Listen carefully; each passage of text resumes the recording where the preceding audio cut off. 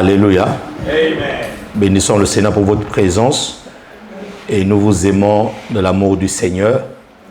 Pour ceux qui étaient en vacances, qui sont revenus, bénissons le Seigneur pour votre retour. J'espère que vous avez bien profité. Et pour ceux et celles qui sont encore en vacances, qui sont peut-être connectés depuis la plage, je ne sais pas où, que Dieu vous bénisse. Et nous aussi, ici à Paris, il fait chaud. Il n'y a pas que vous. Hein. Sauf que nous, on n'a pas de plage. La plage ici, là, c'est ici, là. Et Dieu, la maison du Seigneur. Dieu vous bénisse. Profitez. Alléluia. Amen. Est-ce qu'on peut acclamer le Seigneur de grâce?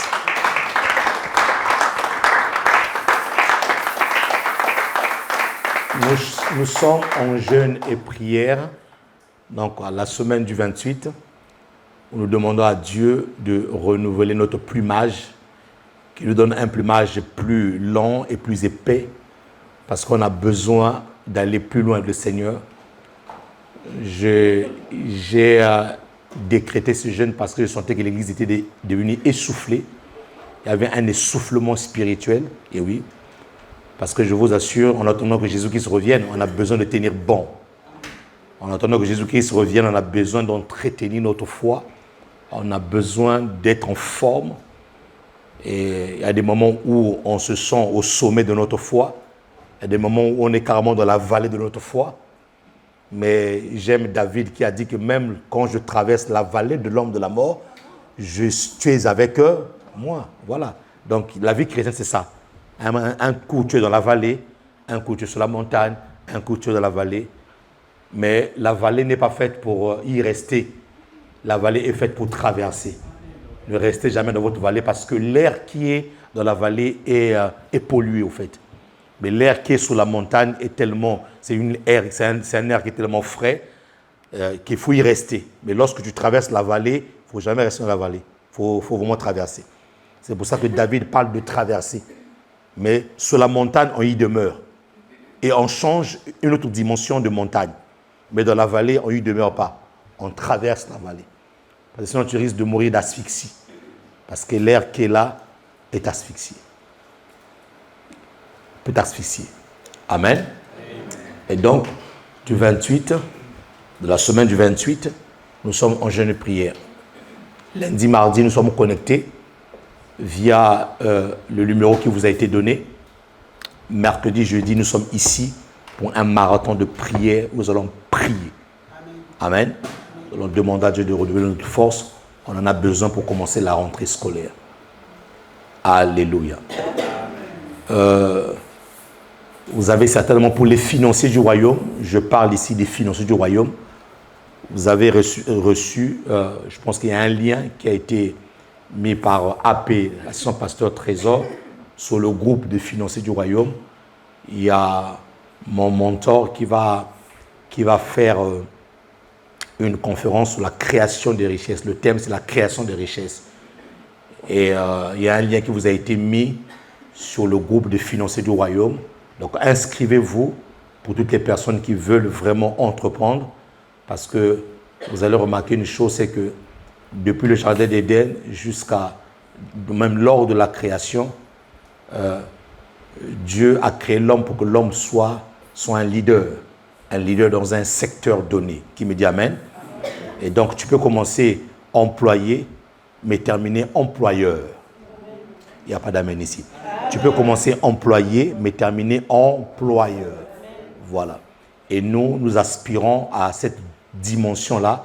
C'est même la 5e vision de l'Église, Salut les Nations, opérer dans la dimension, dans les sphères économiques et pour pouvoir influencer justement notre société. Donc Dieu nous appelle à être des financiers du royaume. Notre slogan, c'est piller l'Égypte pour enrichir le royaume des cieux.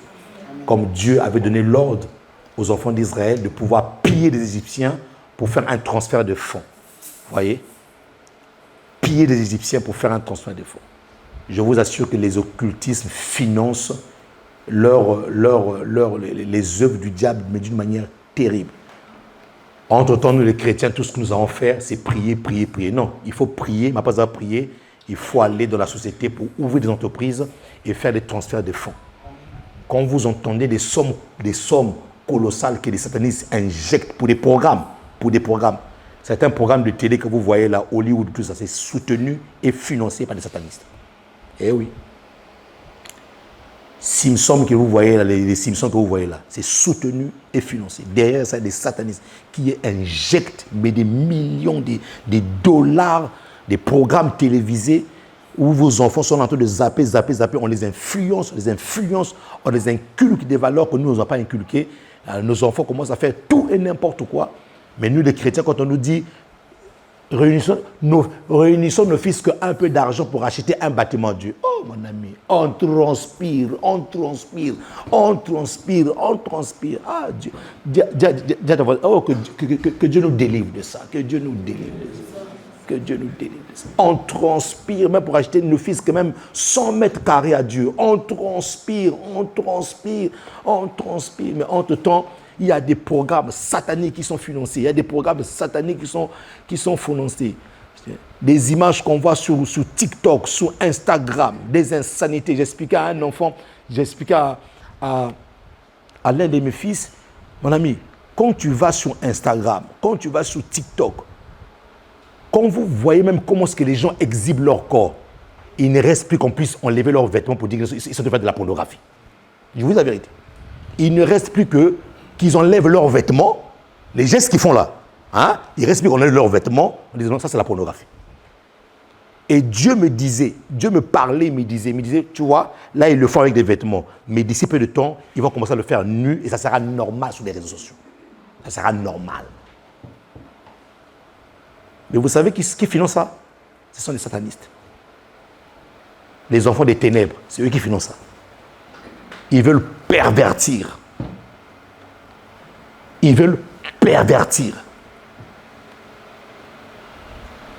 C'est pour ça que vous voyez aujourd'hui, même les parents aujourd'hui qui ne comprennent pas des choses. Pour que l'enfant se taise à la maison, te laisse tranquille, tu prends ton portable, tu lui donnes. Tu vas te le tuer. Et le système est fait que toute la journée, tu as tellement travaillé, quand tu rentres chez toi, tu n'as qu'une seule envie, c'est de te reposer. Donc l'enfant commence à faire... Allez, tiens. Il est là. L'enfant est rentré. Son esprit entre là-dedans. On capture l'esprit de l'enfant. En lui, on voit des envoûtements. Donc, le seul moyen maintenant pour que la maison soit tranquille, il faut que chacun puisse avoir sa tablette. Il faut que chacun puisse avoir son téléphone. Entre-temps, qu'est-ce qu'on fait? On prend 1200 $. On donne à Apple. Avec les 1200 $, on paye Apple avec ça. Il vous donne le téléphone. Toi, tu prends ce téléphone-là, tu donnes à ton enfant. Donc, tu as payé Apple pour détruire la vie de ton enfant. Tu l'as payé 1200 €, 1400 €, 1500 € pour détruire ton enfant à la maison. Ton enfant est à la maison, rentré dans TikTok, Facebook, Twitter, toutes ces choses-là. Il est en train de détruire ton enfant à la maison. Entre-temps, tu l'as payé. Donc, lui, il s'enrichit en détruisant la vie de ton enfant.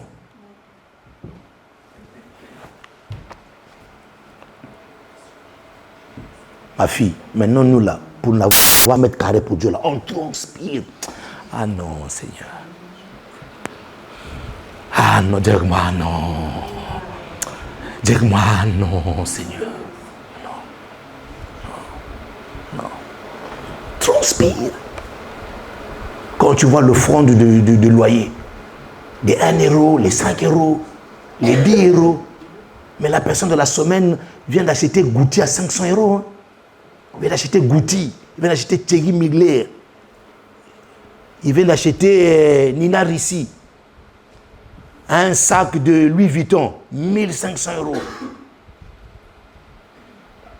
1500 €. Prends les 1500 € là, va avec ça dans d'autres pays. Je ne sais pas combien de sacs de briques, tu peux construire une maison avec ça. Et tu es là. Dis-moi, esprit de pauvreté grave. Ouais.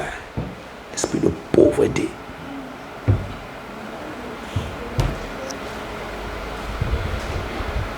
Ça va? Amen. La personne vient de payer 1500 € pour le sac Louis Vuitton. Cette personne-là, mon frère, dort dans 10 mètres carrés. Quand tu ouvres son frigo, c'est une mouche qui sort là-dessus, qui sort là-dedans. Dis moi, non.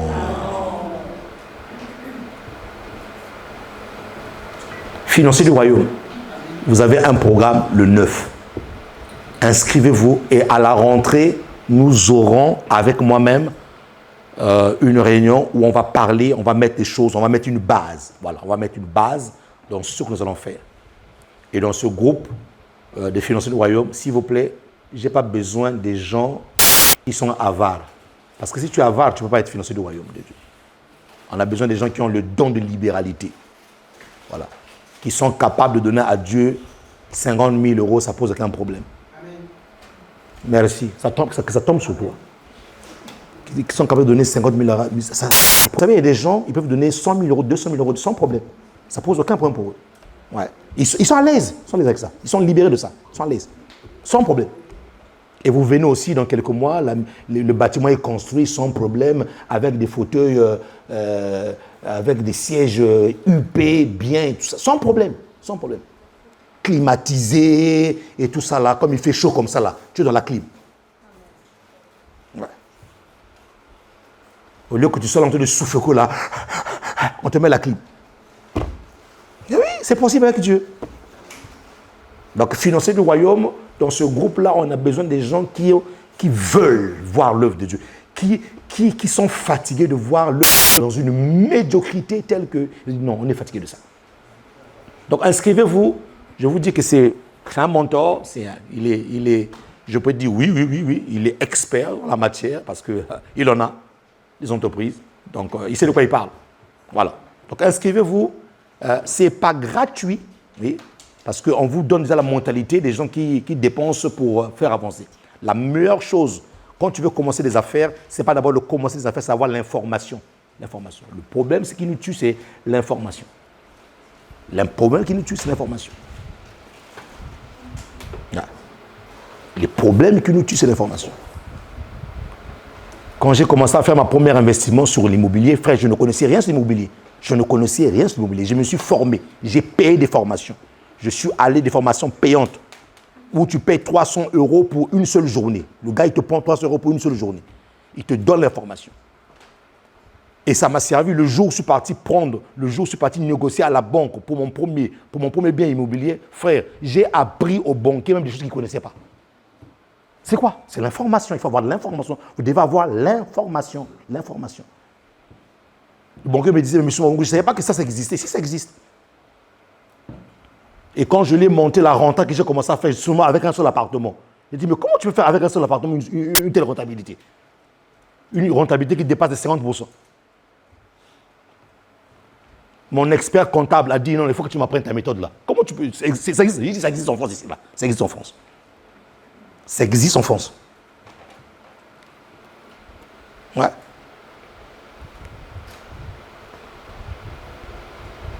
C'est pas aux États-Unis, c'est ici, en France, ici. Ouais. Donc c'est une niche.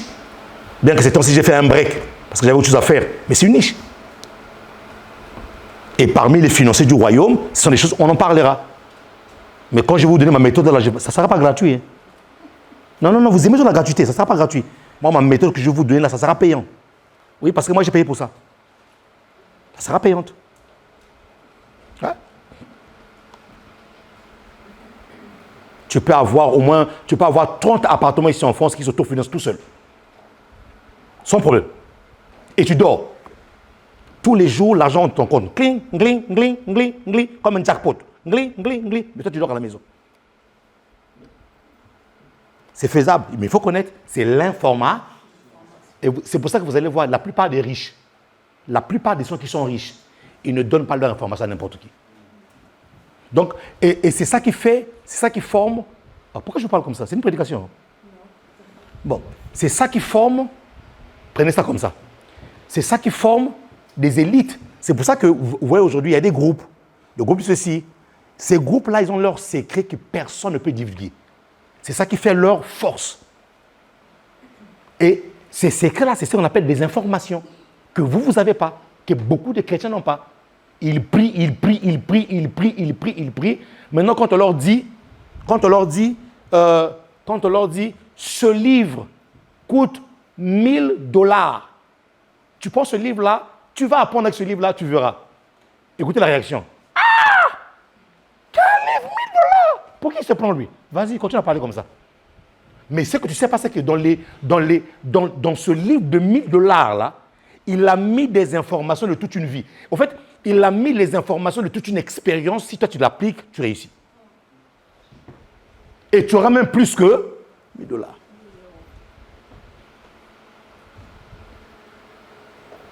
Moi, quand je fais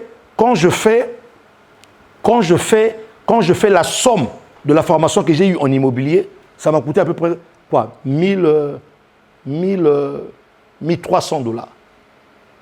Et euros. Ouais, je suis... alléluia, des dollars. Ça m'a fait à peu près 1300 euros. Mais la renta que j'ai aujourd'hui, ça dépasse 1300 euros. Maintenant, une autre personne qui a une mentalité pauvre, dit ah, quoi? Juste 1300 pour juste, en plus, une journée. Il me prend 400 euros pour une journée. Ah non, non, non, non, non, non. Mais pour moi, il est contre mon succès. Non, c'est toi qui es contre ton succès. C'est toi-même qui es contre ton succès. Ouais. Il est possible ici en France d'avoir 40 appartements qui s'autofinancent tout seuls. Et toi, tu dors.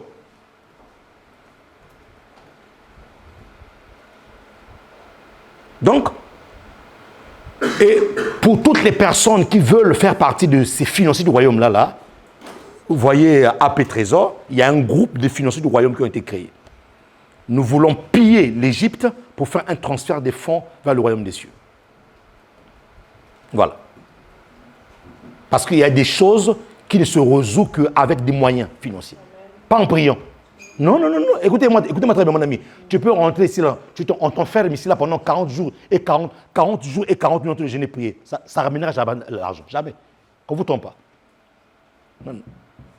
Donc, une église sage est une église qui doit savoir mettre des stratégies qu'il faut pour avancer. Oui. Pour avancer. Qui veut connaître la méthode du pasteur séphorien pour avoir des appartements qui s'autofinancent tout seul? Alléluia. Hey! Levez vos mains. 1, 2, 3, 4, 5, 6, 7, 8, 9, 10, 11, 12, 13, 14. Gloire au Seigneur. Fais-moi 14 fois 500. Prenez les calculatrices là, s'il vous plaît. Hein? 70 000. Hein? Non, j'ai dit 14 fois 500. 7 000. Voilà. Chouchou, là j'ai dit à 7 000 euros de frère, ce qui est rentré. Ouais. Mais je vous dis, ce qui nous tue ici, c'est l'information. Les gens ne sont pas informés. Les chrétiens passent leur temps à prier, prier, prier, prier. Mais oui, mais il faut vous informer. Informez-vous. Informez-vous. Ceux qui sont au sommet, là, c'est l'information, mes amis. C'est l'information. C'est l'information qu'ils ont reçue. Et on pense que la réussite, c'est pour eux. C'est juste pour eux, là. Mais non, c'est pour tout le monde. Tu ne vas pas venir sur la terre pour accompagner les autres. C'est pour tout le monde. Et vous allez aller quelque part. Qu'est-ce qu'ils font, généralement? Vous allez... Vous leur demandez l'information. Qu'est-ce qu'il va faire? Il va te donner le bout de l'information. Ou le commencement, le début de l'information. Le reste, là, le consistant, il le garde pour lui. Alors, toi, qu'est-ce que tu vas faire? Tu vas dire, ah ouais, j'ai eu l'information. Dès que tu commences à un moment donné, tu butes. Oui, c'est une stratégie. Et pendant que tu parles là, il se dit, regardez-moi, il croyait que moi, j'allais tout lui donner, franchement. Il croyait que moi, j'allais lui donner vraiment tout ce que j'ai fait, moi, pour arriver là, j'ai donné ça gratuitement comme ça là. Non. Tous les coachs que vous voyez sur le net là, YouTube et tout ça là, quand ils vous disent information gratuite, écoutez-moi, ce qu'ils vous donnent là, c'est même pas la moitié de leur vraie formation. C'est parce que derrière ce qu'ils vous donnent là, ils vous incitent. Ils vous donnent l'eau à la bouche. Ils vous mettent l'eau à la bouche pour dire ah, c'est intéressant. Mais derrière là-bas, quand tu vas aller plus loin, c'est payant. Vrai ou faux? Voilà, c'est payant. C'est payant. Donc, financer du royaume des cieux, vous êtes au bon endroit. Ce groupe-là, là, je vous dis la vérité, vous êtes au bon endroit. En tout cas, tout au moins pour les personnes qui veulent quitter le salariat. Voilà. Ou qui sont encore salariés, mais qui veulent commencer à avoir un peu de la rentabilité, hein, les compléments de salaire. Vous voyez, 500 € qui rentrent par là, 300 € qui rentrent par là. Parce que franchement, mes amis, avec nos salaires ici en France, tu fais quoi avec ça? Rien que de l'électricité pour tout, rien que l'électricité. Pour ceux qui se chauffent à l'électricité, tout est électrique chez eux. Chauffage, comment on appelle, plaque de cuisson, tout est électrique. Donc quand la facture vient déjà, là, tu as 1 000 €, toi tu gagnes 1 500 €, il te reste que 500 pour vivre. Donc en vérité, même le salaire que nous payons là, ça ne sert plus à rien du tout. Qui est d'accord avec moi? Voilà, même le salaire que nous payons là, ça ne sert plus à rien du tout, mon ami. Ce salaire-là ne nous aide pas. D'accord? Et le salaire qu'on te paye là par mois, là, écoute-moi très bien, je te dis honnêtement, tu ne vaux même pas ce salaire-là. Par rapport même au travail fourni à l'entreprise, tu fais rentrer plus d'argent à l'entreprise qu'on te donne l'argent. Mais oui. Donc, nous allons pousser les gens qui veulent y aller loin dans l'entrepreneuriat. Voilà. Avec mon mentor, nous allons voir peut-être même des coachings. J'ai demandé à Kim de nous préparer vraiment des visioconférences, bien comme il faut. Donc même depuis la Côte d'Ivoire, là où il est, en visio, on vient ici, on s'assoit ici, on nous projette, il nous parle des financiers du royaume, il nous donne des secrets. Mais seulement à nous maintenant, en retour, de le bénir. Il n'y a pas d'amen. On va le bénir. Voilà. Donc, mon ami, n'aime pas la gratuité. N'aime pas la gratuité. Franchement, n'aimez jamais la gratuité. La gratuité, là, c'est pas bon. C'est pas bon du tout. C'est un esprit de pauvreté, la gratuité. Regardez même chez Carrefour. Ah, mais vraiment, je n'en vais pas parler. Regardez chez Carrefour. Ou dans les supermarchés. Quand vous allez. Quand on dit 2 achetés, 3 gratuits. Écoutez-moi bien, le 3 n'est pas gratuit. Le gratuit qui dit gratuit là, tout est comptabilisé. Tant que le prix là, que tu achètes là, le gratuit là est à l'intérieur. Hein? Voilà. Et tu es excité. Et tu as même tous les ressources du quartier. Hé, chez Carrefour, ils font 2 acheter tout un gratuit. Le gratuit là, c'est dans le prix. C'est dans le prix.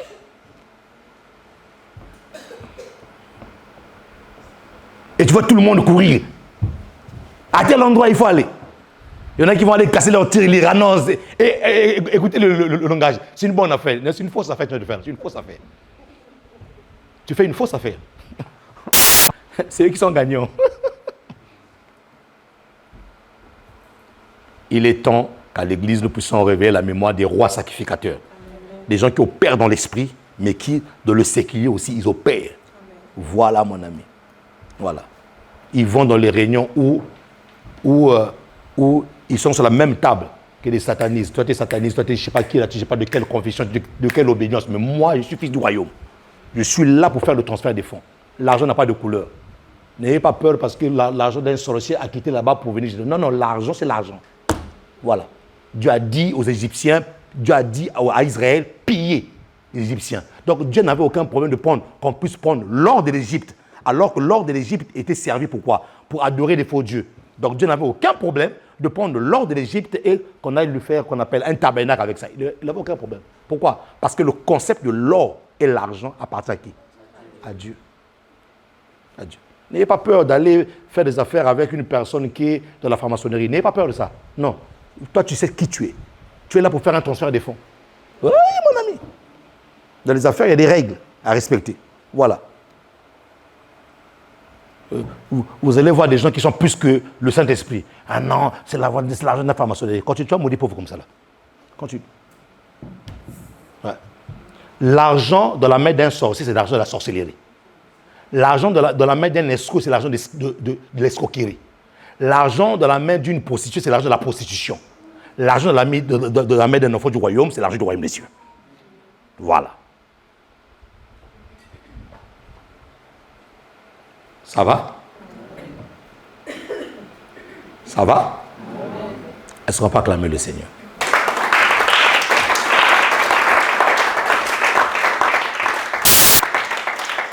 Donc, financier du royaume, formez-vous.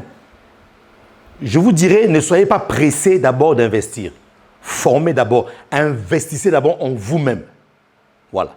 Le premier investissement que vous devez faire, c'est sur vous-même. Il est mieux de rentrer dans un secteur de se déployer dans un secteur que tu maîtrises.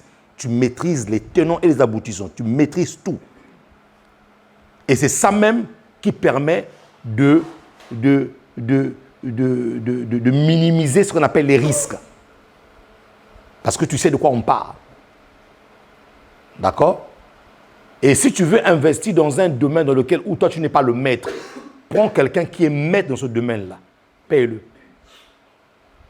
Et c'est comme ça qu'on peut investir dans le domaine où on n'a pas de compétences, mais puisque tu as l'argent qu'il faut, tu as des moyens qu'il faut, tu payes des gens qui le font pour toi.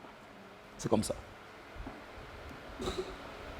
Donc, on a la possibilité de pouvoir se diversifier, on a la possibilité de toucher beaucoup de secteurs, même quand on n'a pas des compétences dans ce secteur-là. Ça va? Est-ce qu'on peut acclamer le Seigneur de grâce?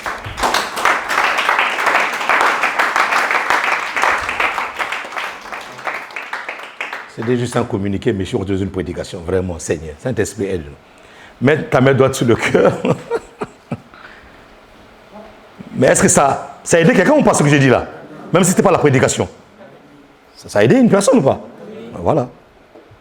Seigneur, merci pour ta grâce. Merci pour ton amour, Seigneur. Merci pour ta parole ce matin. Aide-nous, Seigneur, à comprendre, Seigneur, ce que c'est encore la grâce. Par le nom de Jésus, les saints disent Amen. Amen.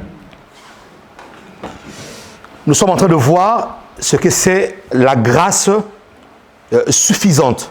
Nous avons dit que la grâce était suffisante et nous avons aussi dit que cette grâce qui est suffisante nous affecte lorsque nous apprenons à nous dépouiller.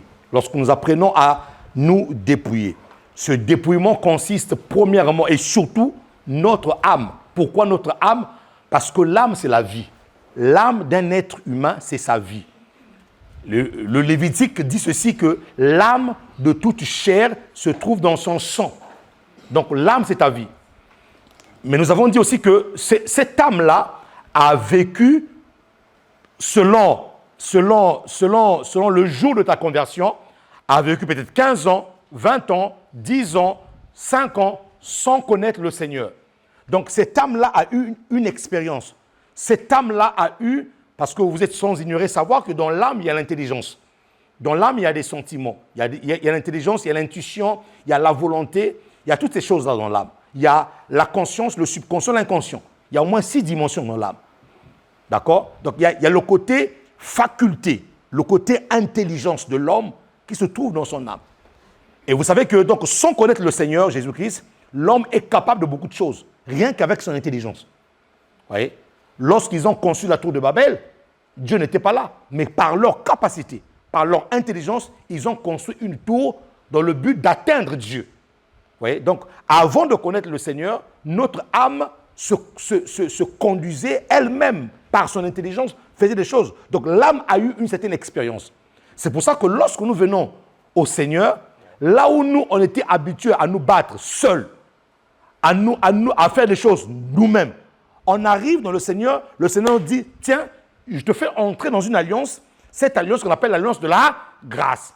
Toi, fais-moi confiance. Ce que je te demande, c'est de me faire confiance et de me ramener tous tes projets. Ramène-moi tout ce que tu fais et laisse-moi faire. Laisse-moi orchestrer toutes choses pour que ta vie soit d'un embelli extraordinaire. Laisse-moi orchestrer toutes choses, laisse-moi te conduire. Mais le problème, c'est que la difficulté, c'est quoi? C'est que l'âme est un dépôt. Dis-moi, l'âme est un dépôt. Voilà. L'âme, le problème de l'âme, c'est quoi? C'est que l'âme, lorsqu'elle a appris à faire des choses d'elle-même, elle a en mémoire une certaine expérience. Et quand l'âme a en mémoire une certaine expérience, une manière de faire et d'être, l'âme entre dans ce qu'on appelle le repos. C'est-à-dire que l'âme se dit, bon, c'est bon, je suis bien comme ça, voilà. Je suis bien comme ça, j'ai l'habitude de faire comme ça, là. J'ai l'habitude. C'est pour ça qu'il y a certaines personnes, même chez eux à la maison, ils ont même du mal à changer certaines décorations. Parce qu'ils sont habitués à voir ça. Ouais. Et l'âme aime ce confort-là. Maintenant, le problème, c'est que cette âme-là a eu tellement l'habitude de faire des choses d'elle-même. Lorsque tu arrives au Seigneur, Dieu dit, maintenant, à dater d'aujourd'hui, je veux prendre les rênes de ta vie. Et là, ça devient une lutte entre ton âme et le Seigneur. Il y a maintenant comme une bagarre, une lutte avec la grâce. La grâce, c'est une faveur imméritée. C'est quelque chose que Dieu te donne alors que tu ne l'as pas mérité. Or, nous, Jésus-Christ nous a fait entrer dans cette alliance une alliance où nous ne sommes pas des fainéants. Attention, la grâce ne te rend pas fainéante. Parce que nous avons vu que la grâce, elle est travailleuse. Mais elle est travailleuse dans le sens où tout ce qu'elle fait, dans ce qu'elle fait comme travail, cette grâce-là ne compte pas sur les efforts humains. Ça s'appuie sur Dieu. C'est-à-dire que je fais les choses, j'entreprends les choses, et même avant d'entreprendre, je prends ce projet-là. Une personne qui vit dans la grâce a cette attitude-là. Je fais quelque chose, ou avant de faire quelque chose, je prends, avant que je commence à bâtir, de mettre la première pierre, de commencer le premier pas, je dis, Seigneur, qu'en penses-tu? Seigneur, j'ai besoin de ta grâce. Seigneur, je t'invite. La personne se met à genoux, commence à recommander son projet entre les mains de Dieu. Voilà. Parce que la personne se dit que même si je suis intelligent, même si je maîtrise le domaine, mais même étant intelligent et maîtrisant le domaine, je peux échouer aussi. Donc en ce moment-là, qu'est-ce que je fais? Je m'appuie que sur la grâce de Dieu. Et ça, c'est une véritable lutte. Parce que notre connaissance, des fois, fait obstacle à ce que la main de Dieu est capable de faire dans notre vie. Et beaucoup de chrétiens aujourd'hui sont en train de lutter encore avec eux-mêmes, avec leur connaissance, avec ce qu'ils savent comme expérience, et ne laissent pas la grâce de Dieu les influencer. Qui me dit amen? Qui me dit amen? Qui me dit amen ici, là? Surtout lorsque vous avez fait des sciences. Vous avez fait des sciences exactes, où on vous a dit que 1 plus 1 égale 2. Mais lorsque tu arrives dans une science spirituelle comme la foi, on te dit que 1 plus 1 peut être égal à 1. Tu deviens fou. Ouais. Donc la connaissance elle n'est pas mauvaise. Mais nous, en tant qu'enfants de Dieu, notre connaissance doit être ajustée à la foi en Jésus-Christ. Qui me dit amen ici là? Donc lorsque nous voulons vivre la grâce de Dieu, mes amis, cette grâce-là, elle est disponible, mais souvent nous luttons avec la grâce de Dieu parce que notre âme est tellement remplie, est tellement imbue, est tellement remplie des choses et des choses. C'est pour ça que des fois, vous entendez les gens dire « Oh, lui là, qu'est-ce qu'il peut m'apprendre? Est-ce qu'il a l'expérience que j'ai? » Ouais. Est-ce qu'il connaît des choses que moi je connais? Ça, c'est une personne qui montre à Dieu qu'elle se suffit à elle-même et que tu ne peux rien lui apprendre. Vous voyez? Et une personne comme ça devient une personne fermée. Fermée à la voix de Dieu. Fermée à la méthode même de Dieu parce qu'elle se dit en elle-même qu'elle se suffit à elle-même. Ce que j'ai appris me suffit. Donc, je n'ai plus rien à apprendre des autres. Alors, quand tu fais ça, tu fais erreur. Et beaucoup de personnes ont empêché l'accomplissement de leur destinée parce qu'elles se sont dit, voilà, justement, que je connais trop. Voilà, lui, il ne peut rien m'apprendre. Ça ne sera pas ton cas au nom de Jésus de Nazareth. Ça va? Et c'est pour ça que même Jésus, pour accomplir sa mission sur la terre, nous l'avons dit dans le livre de Philippiens 2, 5 à 9, ayez en vous les sentiments qui étaient en Jésus-Christ, lequel existant en forme de Dieu, n'a point regardé comme une proie à arracher. Donc Jésus-Christ était Dieu, il avait la connaissance de Dieu, il est Dieu, il était au ciel. Dieu, il était dans l'atmosphère de Dieu, il est Dieu, avec les attributs de Dieu. Mais la Bible dit ceci, qu'il n'a pas regardé comme une proie à arracher. C'est-à-dire qu'il n'a pas lutté avec Dieu contre ces choses-là. Non. Il n'a pas regardé comme une proie à arracher d'être l'égal avec Dieu, mais c'est dépouiller. Dites-moi, dépouillement. Et ça, c'est très dur, ça. Ça, c'est très dur. Ça, c'est très dur. Prenez une personne qui a fait la Sorbonne, une personne qui a tellement étudié, mais qui à un moment donné de sa vie, même malgré l'argent que la personne a, malgré les moyens que la personne a, malgré les études que la personne a fait, la personne arrive à un moment donné où de sa vie, la personne est instable. Vous allez voir une personne avec beaucoup d'argent, mais une instabilité qu'on ne voit nulle part que chez lui-même. Une instabilité. Maintenant, cette personne a tellement étudié. Vous voyez, la personne est tellement cartésienne que lorsque vous l'expliquez que non, derrière cette chose-là, non, il y a un envoûtement, il y a une sorcellerie, il y a quelque chose de spirituel. La personne va dire, mais non, mais pour qui c'est pour moi? Moi, je connais trop. Mais la personne, en fait, la personne a une connaissance, mais une connaissance aveuglée, à tel point que la personne ne compte pas sur la grâce de Dieu. Ne peut pas comprendre qu'il peut être intelligent, mais ne pas maîtriser le monde spirituel. Amen. Vous savez, tu peux être très intelligent. Tu peux sortir de la Sorbonne avec Bac plus 15, mais ne pas maîtriser le monde spirituel. Et vous allez voir que la personne qui te fait ça là, n'a même pas Bac plus 4, n'a même pas un bac. C'est un petit sorcier du village là-bas qui est caché dans un taudis, je ne sais pas, mais qui te maîtrise toi qu'à Bac plus 15. Parce que tu ne comprends pas qu'il y a une nette séparation entre ton intelligence physique et le monde spirituel. Et le monde spirituel.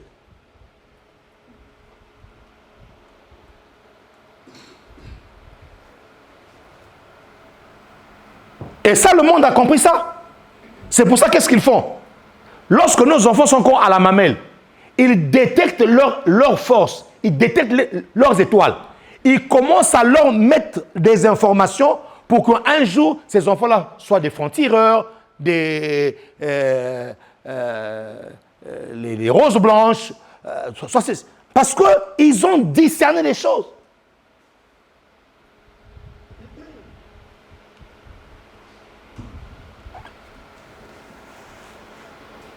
Qui me l'amène ici? Même Jésus, à la dimension de Dieu, pour accomplir ce qu'il devait accomplir sur la terre, devait se dépouiller. C'est-à-dire que Dieu a ramené son fils sur la terre vide. Il dit, va. Mais quand tu descends là, mon ami, ne descends pas avec tes chars. Ne descends pas avec tes anges.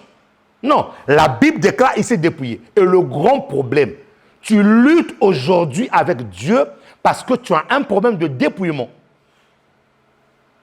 Tu ne veux pas te vider. Et beaucoup de personnes pensent qu'en se dépouillant, ils vont perdre leur vie. Mais écoute-moi très bien, tu ne peux pas gagner la grâce si tu ne perds pas ta vie. Amen. Tu ne peux pas gagner la grâce si tu ne perds pas quelque chose de toi. Amen. Oh, ça va mes amis? Amen. Tu ne peux pas gagner la grâce si tu ne perds pas. Tu ne peux pas gagner Christ si tu ne perds pas. Dans le royaume des cieux, cet échange est nécessaire. Si tu veux gagner les choses du royaume des cieux, tu dois perdre ton ego. Tu dois perdre ton péché mignon. Tu dois perdre toutes ces choses. En fait, toutes ces choses qui satisfont, qui mettent de la satisfaction dans ton cœur ou dans ton âme, Dieu dit, tu dois les perdre. Toutes les choses qui font que toi, tu sois toi. Et lorsque tu es devant tout le monde, ils vont dire, ah yes, tu es vraiment comme ça. Toutes les choses qui font que les gens autour de toi t'apprécient, mais que Dieu n'apprécie pas. Est-ce que vous savez qu'il y a des gens qui sont autour de nous qui apprécient des choses que Dieu n'apprécie pas? Mais toi, tu aimes tellement ces personnes-là que tu veux apparaître. Il y a beaucoup de personnes qui veulent apparaître sans être. Or que ce que Dieu te demande, ce n'est pas d'apparaître, c'est d'être. Il y a des gens qui apparaissent devant tout le monde comme étant des personnes importantes, mais chez eux, ces personnes-là pleurent. Ils ont des choses dans leur vie qui le font pleurer. Je vous assure, mes amis, derrière les habillements se cachent certaines douleurs. Derrière des fards, des mascaras, derrière certaines vidéos que nous voyons sur TikTok, où vous voyez des personnes en train de... Ce n'est pas leur vraie vie, mes amis, ce n'est pas leur vraie vie. Ce n'est pas... Ils cachent des choses, ils cachent des douleurs inexprimées. Est-ce que je m'en ici là où je dis la vérité? C'est là. Donc, ce sont des choses qui luttent avec toi. C'est pour ça que Jésus qui dit ceci. Venez à moi, vous tous qui êtes fatigués et chargés. Déposez à mes pieds vos fardeaux, vos douleurs là, déposez. Et encore pour déposer, il y en a qui luttent avec ça. Dieu te dit, dépose. Alors, tu vas me dire, mais pasteur, comment on fait pour déposer ça? Mais en faisant confiance justement à Dieu. Fais-lui confiance. Et là, quand on parle de la confiance, on commence à toucher le domaine de la foi. derrière les images que nous voyons dans le monde, se cachent des choses, des vraies vies des gens que vous ne connaissez pas. Et malheureusement, le diable a fait en sorte que même les chrétiens entrent dans ce moule-là. À l'église, ils ont notre visage. À l'extérieur aussi, ils ont notre visage. Dis à quelqu'un, fais tomber le masque, fais tomber le masque, fais tomber le masque. Tu ne pourras pas vivre pleinement la grâce de Dieu si tu ne fais pas tomber ton masque. Arrêtons de faire semblant, mon ami, tu as besoin de guérison. Arrêtons de faire semblant, tu as besoin de la grâce de Dieu. Tu as besoin que la grâce de Dieu t'arrose. Tu as besoin que la grâce de Dieu t'affecte. Une personne qui est affectée par la grâce de Dieu commence à vivre sa vraie vie. Mais tant que tu n'es pas affecté par la grâce de Dieu, tu vis une vie hypocrite, une vie de semblant.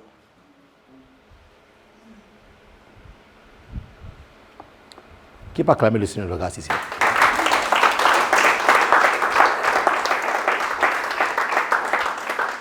C'est pour ça que j'insiste. Ayons les sentiments qui est en Christ.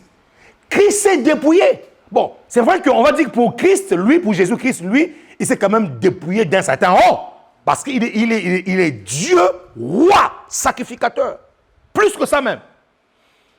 Mais à notre niveau, ou entre toi et moi, il y a des choses pour lesquelles, oui, la connaissance, ce que nous sommes, mais il y a aussi des choses qui sont mauvaises, qui sont entassées dans notre âme, pour lesquelles on doit se dépouiller si nous voulons que la grâce puisse nous affecter. Les personnes ici qui m'écoutent ici, là, ils ne peuvent pas recevoir des reproches d'une autre personne. La moindre reproche que je leur donne, ils se mettent sur leurs cheveux. Ils se croient tout connaître. Non. Tu empêches la grâce de Dieu d'agir. Qui me dit amen ici, là? La Bible déclare au verset 8, ayant apparu comme un simple homme, il s'est humilié lui-même. Il s'est humilié, dis-moi lui-même. Ça veut dire que Dieu te renvoie la balle. Il y a des choses pour lesquelles Dieu ne descendra jamais pour le faire à ta place. Écoutez-moi très bien. Dieu est souverain, mais Dieu a mis certaines responsabilités à notre disposition. Ce n'est pas lui qui le fera. Il a dit, il s'est dépouillé lui-même. Donc, il y a des choses pour lesquelles tu es conscient, mon ami. Ça n'a rien à voir avec l'archibishop, ça n'a rien à voir avec le pasteur, ça n'a rien à voir avec Dieu. C'est toi. Parce que tu es conscient de ça, il faut que tu puisses te dépouiller. Mais encore une fois de plus, au risque de me répéter, le problème qui empêche ce dépouillement là, c'est parce que ton âme est tellement dans le confort. L'âme, le danger de l'âme, c'est quoi, mes amis? Je vais vous expliquer une chose. Le danger de l'âme réside en ce que lorsque l'âme est déjà dans son confort, elle n'aime pas être dérangée dans son confort. Voilà. Au fait, l'âme réagit comme une personne en hiver sur une couette. Lorsque tu as déjà trouvé la solution, la position où tu as chaud, tu es bien là. On te dit maintenant, sors. Mon ami, tu es là. À peine que tu fasses un peu le pied à l'extérieur comme ça là, tu tires le drap. Deux fois, bon, ça c'est pour ceux qui sont mariés. Pour ceux qui ne sont pas mariés, il faut mettre une croix. Si tu n'es pas marié, en tout cas, mets une croix. Je ne parle pas de toi. Si tu dors avec une personne de le même lit que tu n'es pas marié, tu es impudique. Il n'y a pas d'autre mot. Tu es impu. Voilà. Et je te parle des mariés. Pour ceux qui sont mariés, quand c'est l'hiver là, ouais, hein, tu es dans la couette. À un moment donné, c'est comme si la couette se mélange. L'autre tire la couette, l'autre tire la couette. Et toi, ton pied surtout, tu as froid au pied, toi, tu tires la couette. Ça, c'est pour les maris, ça. Ça, c'est pas pour les gens qui volent le plaisir de marier, non. Ouais. Vous voyez? Mon ami, ça, c'est l'âme. L'âme, lorsqu'elle est dans son confort, l'âme n'aime pas le dérangement. C'est pour ça que Dieu dit ici, là, il s'est dépouillé lui-même. Et d'ailleurs, même l'apôtre Paul, dans ses épîtres, je pense aux Corinthiens, il dit ceci, dépouillez-vous vous-même. Il dit, dépouillez-vous de ceci. Il dit, ce n'est pas Dieu qui descendra, il dit, vous, dépouillez-vous. C'est à vous de vous dépouiller. Ça veut dire que tu dois atteindre un niveau où tu dois décider. Tu dois décider. Maintenant, le problème, c'est qu'il y a certaines décisions qui sont flétries. Il y a certaines décisions, il y a des personnes qui n'arrivent pas à décider. Comment tu trouves la force de décider? Dis à ton voisin, c'est dans la prière. Voilà. C'est dans la prière qu'on trouve la force de décider. Mon ami, écoute-moi très bien. Nous sommes tellement environnés de tout et n'importe quoi. Nous sommes tellement environnés d'une influence satanique et démoniaque qui vient de partout parce que un Jean nous dit que le monde entier est sous la coupe, sous la puissance du diable. Le monde entier est sous la puissance de l'ennemi. Donc toi et moi, nous sommes environnés d'une pression satanique et démoniaque. Tu ne pourras pas simplement décider comme ça et le diable te laisser tranquille si tu ne pries pas. Tu dois aimer la prière. C'est la prière qui va te donner la force de décider et de commencer à abandonner cette vie-là que tu mènes là. Et ainsi être exposé à la grâce de Dieu. Moi, je ne comprends pas, mes amis. Aidez-moi à comprendre ça. Il y a des chrétiens qui ne prient pas. Écoutez-moi très bien. Je ne dis pas que ta vie chrétienne sera tout le temps au top de la prière. Non, non. Mais moi qui vous parle en tant que votre pasteur, il y a des moments où je connais des crises de prière. Oui, où tu sens que ta vie de prière est en baisse. Donc, même moi qui vous parle là, on n'est pas toujours au top. Non, je vous dis. Il y a des moments où, mais il faut savoir rebondir en fait. Il faut savoir créer un temps de jeûne et prière, savoir s'isoler un tout petit peu, aller chercher la face de Dieu. Dis à ton voisin, il faut que tu puisses déranger ton âme. Tu dois déranger ton âme. Tu dois déranger ton âme. Oui, mon ami. Tu dois déranger. Vous savez, il y a des gens chaque matin, lorsqu'elles se réveillent, elles se trouvent tellement belles devant le miroir qu'elles pensent que c'est juste sa beauté qui va donner le mariage. Mais c'est pas que non, au niveau de son âme, il y a des problèmes à résoudre qui risquent de faire périr son mariage. Alors, qu'est-ce que le diable va faire? Le diable va simplement te montrer la beauté de ton corps. Mais ce que tu oublies, c'est que le corps finit par vieillir un jour. Mon ami, moi qui vous parle là, je n'avais pas une barbe blanche comme ça. Hein. Non. La table ronde blanche que vous voyez là, je n'avais pas ça. Je suis tombé récemment sur l'une de mes photos, mais j'étais très jeune. On appelle ça des photos des dossiers. J'étais très jeune. Et j'ai enfin, franchement, j'ai pris un coup de vieux quand même.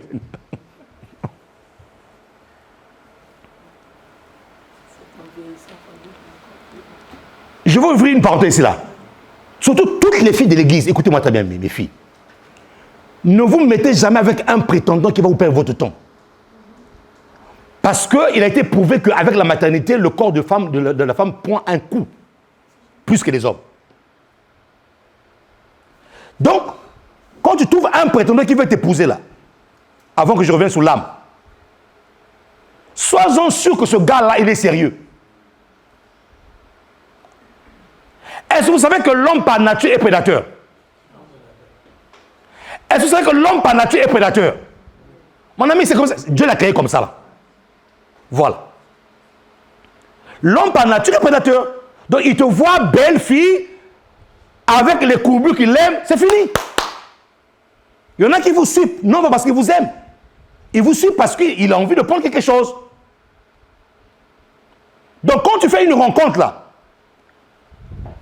voilà un autre secret que je veux donner à nos soeurs avant de revenir sur l'âme. Hein? On s'est arrêté sur l'âme. Hein? Je crois que je puisse me perdre de fil d'idées. Parce que des fois, il faut laisser l'esprit parler. Voilà le secret. Nous les hommes, nous marchons par la vue. C'est pour ça que Dieu vous a donné des courbures pour que nous puissions être attirés. Suivez-moi très bien. Nous les hommes, on marche parce que... C'est pour ça que femme, quand tu es mariée, sois toujours coquette comme au commencement. Sois toujours coquette. Il y a des femmes que je ne comprends pas. Ils sont mariés aujourd'hui là. Au début, j'ai aimé vraiment ce que mon mentor a fait. Un jour, ils sont au restaurant avec sa femme. Sa femme était belle, perruque et tout ça. La tête était vraiment belle. Vraiment belle. Perruque et tout ça. Vraiment belle. Vraiment, c'est vraiment un dîner royal. Vraiment toute la tête. Il rentre à la maison. Sa femme va à la salle de bain. Elle revient comme ça. Pas de perruque. Mon mentor a dit, va remettre ta perruque.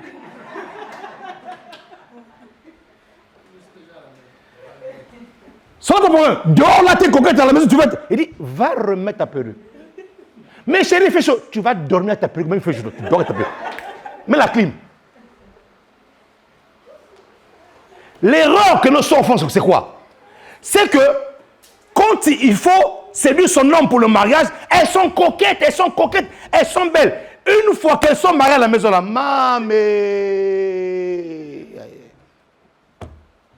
des cheveux en pétard, des grosses culottes, des gros pantalons qu'on appelle comme les lingwanda chez nous. Donc, et la personne n'attire même plus. Dis-nous, les hommes marchent par la vue. Voilà. Maintenant, le danger, c'est quoi? Bon, pas le danger. Maintenant, les femmes marchent par l'écoute. L'écoute. C'est pour ça que vous, les hommes mariés, là, apprenez à bien parler à vos femmes. Parce que si tu le parles mal, il y a quelqu'un, on voit dehors là qui va bien le parler. Les femmes marchent parce qu'elles est. Leur cœur bouge parce qu'elles écoutent. Nous, les hommes, notre cœur bouge parce qu'on voit. Les femmes parce qu'elles écoutent.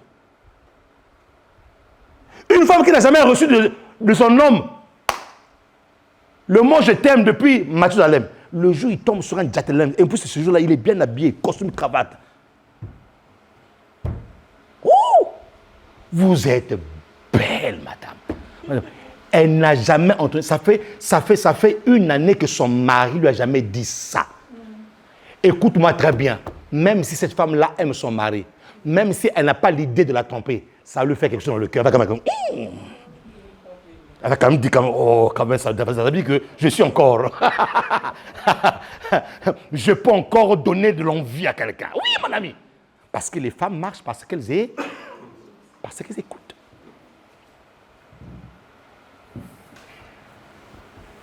Je ferme la parenthèse. Est-ce que ça a aidé quelqu'un cette parenthèse-là? Très bien. Donc l'âme lutte pour que la grâce de Dieu ne s'accomplisse pas dans ta vie. Tu dois libérer ton âme. Tu dois faire un curettage dans ton âme.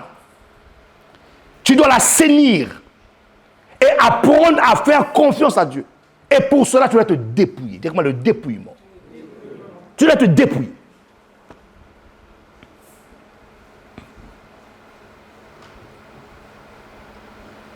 Ayant paru comme un simple homme, il s'est humilié. Ouais, il s'est humilié lui-même, se rendant obéissant. Dites-moi obéissant. Voilà. Cette lutte-là de l'âme vient de l'obéissance. L'âme aura du mal à obéir. Pourquoi? Parce que tellement assise dans son confort, l'âme aura du mal à changer les choses. C'est pour ça que j'insiste. N'hésitez pas de déranger votre âme. Vous devez déranger votre âme. Vos émotions doivent être dérangées si vous voulez que la grâce de Dieu s'applique pleinement dans votre vie. Se rendant obéissant jusqu'à la mort, même jusqu'à la mort de la croix. Et j'aime la suite. C'est pourquoi Dieu l'a souverainement élevé. Oh, qui va t'élever cela? Qui va t'élever cela? Qui va t'élever cela? Pour l'élévation que tu cherches, mon ami, cette élévation n'est autre que la grâce de Dieu dans ta vie à toi. L'élévation, c'est quoi? L'élévation, c'est que Dieu a décidé de ta grâce, il t'élever. C'est une grâce. Mais avant que cela n'arrive, regardez la condition de notre Seigneur Jésus, de ce qu'il était et de ce qu'il est devenu pour que la grâce l'affecte. Il s'est dépouillé. Je vous donne quelques versets qui prouvent le dépouillement de Jésus-Christ. Donne-moi Jean 19, verset 11. Les versets qui prouvent que Jésus-Christ s'est dépouillé véritablement. Regardez, Jean 19, verset 11. Jésus répondit, « Tu n'aurais sur moi aucun pouvoir s'il ne t'avait été donné d'en haut. C'est pourquoi celui qui me livre à toi commet un plus grand péché. » Jésus est en train de parler à Pilate. Pilate qui a en lui la décision de crucifier Jésus, dit à Jésus, dis-moi, est-ce que tu es le roi des Juifs? Ne sais-tu pas que j'ai le pouvoir de te condamner ou de te relâcher? Jésus lui dit, écoute-moi très bien. Ce que tu vois là, c'est une personne dépouillée. Tu n'auras sur moi aucun pouvoir si ce pouvoir-là ne t'avait été donné d'en haut, en d'autres termes, si j'étais descendu comme étant Dieu, tu n'allais même pas me parler comme je me parle. C'est pour ça, mes amis, vous devez même faire attention aux personnes que vous rencontrez dans la vie. Il y a des gens qui sont tellement simples, ils sont tellement simples que tu peux le négliger alors que c'est lui le roi qui devait te tracer le chemin. Amen. Qui me dit amen ici là? Amen. Nous sommes allés quelque part.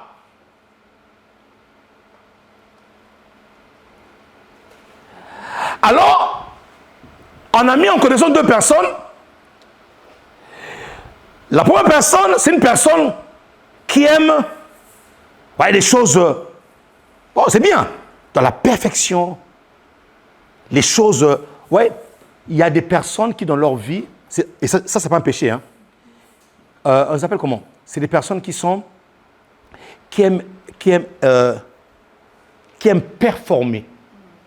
Des personnes qui aiment être sous les feux de projecteur. Ce n'est pas un péché du tout.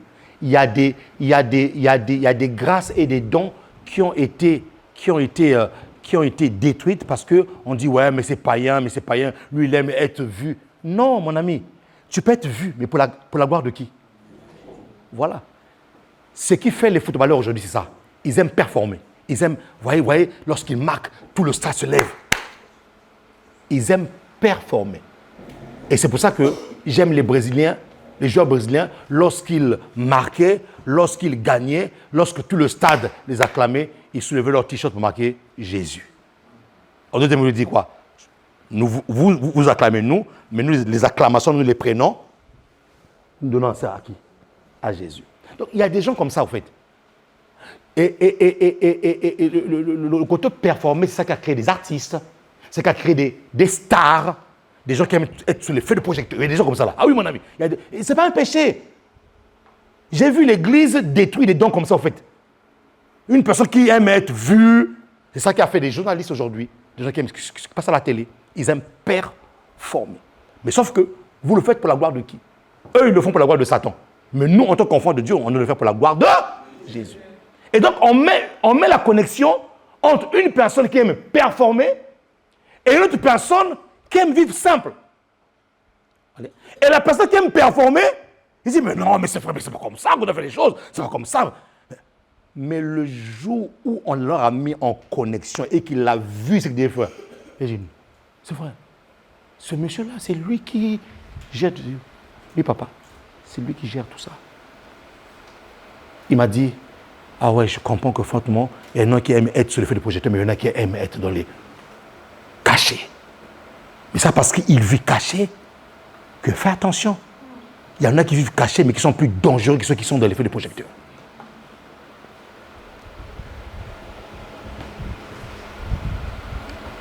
Qui me dit amen? Amen. Jésus est en train de dire à Pilate, écoute-moi très bien, je suis dépouillé. Je suis dépouillé. Si j'étais descendu comme j'étais, là-haut, là, tu n'allais même pas ouvrir ta bouche pour me parler. Et il y a des gens pour lesquels, des fois, vous êtes devant eux, vous parlez, vous mordez sur vos grands cheveux. Ne pensez pas parce qu'ils sont calmes qu'ils sont faibles. Hein. Non, non, non, ils sont plus dangereux que vous. Amen. C'est simplement, c'est des personnes qui sont dépouillées. Prends un autre verset. Jean 18, verset 11. Jean 18, verset 11.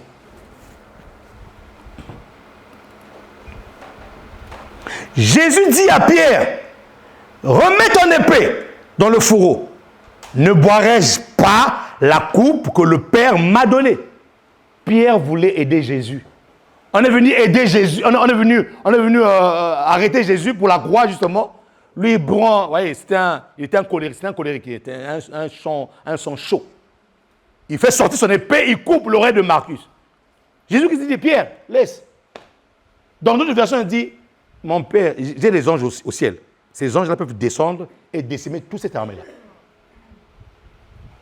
Ça, c'est les versets qui prouvent que c'est l'homme dépouillé. Et vous savez, ce qui fait la force d'un homme, ce n'est pas de montrer ce qu'il a, c'est son calme. Amen. Et la plupart des temps, même ceux qui veulent tous se montrer, là, des fois ils ont même zéro, ils n'ont rien du tout. Donc Jésus n'avait pas besoin de montrer qu'il est. Non, non, non. Il a dit, Pierre, range. La tête que tu vois là, je suis un homme dépouillé. Je ne compte que sur la grâce de Dieu. Je suis un humain comme tout le monde. Je veux ne compter que sur la grâce de Dieu. Donc, range son épée.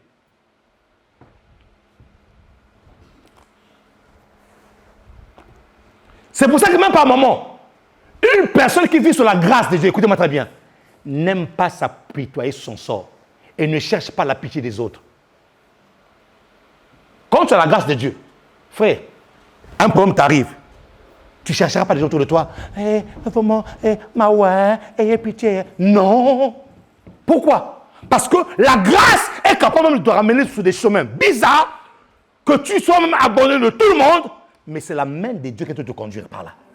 Oui, oui, oui, oui. Et pendant que cette main de Dieu est en train de travailler, toi tu sais savoir la pitié des gens. Tu appelles tout le monde, vraiment, et tout le monde vient autour de toi. Ah, vraiment, pitié, vraiment. Vraiment. Dieu fera grâce, mais tu ne sais pas que non, c'est que c'est la grâce de Dieu qui nous a traversé. Qui me dit amen ici là? Amen. Qui me dit amen ici là? Amen. Le problème, c'est le dépouillement. Jésus dit à Pierre, Pierre, je suis un homme. En fait, ce que Jésus voulait dire à Pierre, je suis un homme dépouillé. Range ton épée. Parce que j'ai des anges qui sont capables de descendre et de les détruire tout ceci là. Ça va? Matthieu 27, verset 35. Après l'avoir crucifié, il se partageait ses vêtements et tirant au sort afin que s'accomplisse ce qui avait été annoncé par les prophètes. Ils se sont partagés mes vêtements et ils ont tiré au sort ma tunique. Au temps normal, Jésus revêtu de toute sa royauté, est-ce que tu peux venir tirer son vêtement au sort? Jamais.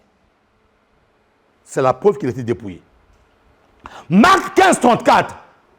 Et à la 9e heure, Jésus se cria d'une voix forte, Eloi, Eloi, lama sabachthani.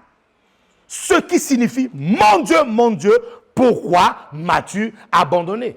Cet abandon-là de Jésus à la croix prouve que c'était une personne dépouillée.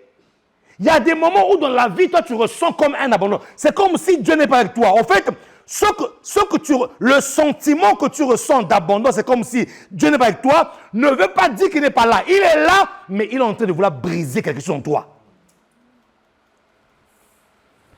Certains sentiments d'abandon ou de rejet que nous reconnaissons, ce n'est pas une punition. Dieu te brise, en fait. Dieu te brise. Il te brise. Il te brise. Et tous les théologiens disent que c'est en ce moment-là, c'est en ce moment. Jésus-Christ était tellement défiguré. On ne le reconnaissait même pas. La Bible déclare son corps, lisez Isaïe 53, son corps était mis en lambeaux. Il était tellement défiguré que même le Père ne reconnaissait pas son Fils. Et les théologiens disent que c'est le seul moment biblique, c'est le seul moment où Dieu a dit, je ne regarde pas ça. L'expression, mon Dieu, pourquoi m'as-tu abandonné? Ça veut dire quoi? Dieu ne pouvait même plus mettre son regard sur Jésus. Le Père au ciel ne pouvait même plus regarder son Fils, tellement que son Fils était défiguré. Et c'est là où il crie, il dit, tu m'as abandonné. Cet abandon-là, c'était le dépouillement. Qui me dit amen ici là? Marc 15, verset 39. Le centenier qui était en face de lui, de Jésus, voyant qu'il avait expiré de la sorte, dit, assurément, cet homme était fils de Dieu. Voilà. Donc, à la fin, ils ont reconnu qu'il était fils de Dieu. Mais un fils de Dieu dépouillé. Ce qui fera ta force dans la grâce de Dieu, ce n'est pas ce que tu montres aux autres ce que tu es, mais c'est ce que tu es véritablement en toi. Jésus-Christ n'avait pas besoin de montrer. Il était fils de Dieu. Mais fils de Dieu sur la terre, dans la dimension humaine, a vécu comme un simple humain sous la grâce de Dieu. Il n'a pas compté sur ses chars et ses chevaux qu'il a laissés là-bas. Il n'a pas compté sur ses anges. Non, non, non, non. Il a compté sur la grâce de Dieu. Sur la grâce de Dieu. J'entends ceci dans mon esprit. Et ça, c'est une parole pour quelqu'un ici, là. J'entends ici dans mon esprit qu'il y a des personnes ici qui sont en train de lutter. À un moment donné, Tu es en lutte avec Dieu, tu luttes avec Dieu. Et Dieu me dit ceci, tu es en train d'arriver à un moment donné où même tu sens que même les forces commencent à te manquer. Tu commences à buter. Tu commences à avoir comme un sentiment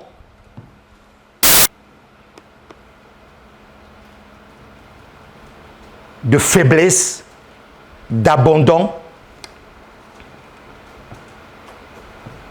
Dieu te dit, c'est moi qui te brise. Ouais. Ah ouais. Vous demandez, mais c'est pas le diable. Non, non, non, non.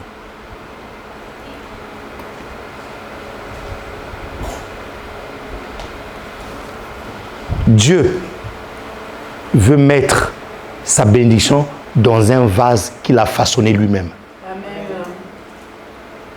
Dieu ne veut pas mettre sa bénédiction dans un vase que le monde a façonné. Non. Parce que si Dieu met sa bénédiction dans un vase où le monde a façonné, c'est le monde qui va tirer gloire. C'est pour ça que tout enfant de Dieu qui vient dans le Seigneur, lorsqu'il vient dans le Seigneur, le premier process qui commence avec Dieu, après ton baptême, vous savez, après le baptême, tout est beau, mais à un moment donné, tu passes par un moment de brisement. Ce moment de brisement, on appelle ça passer entre les mains du potier. Parce que Dieu va déverser sa bénédiction dans un vase que lui-même il a fait.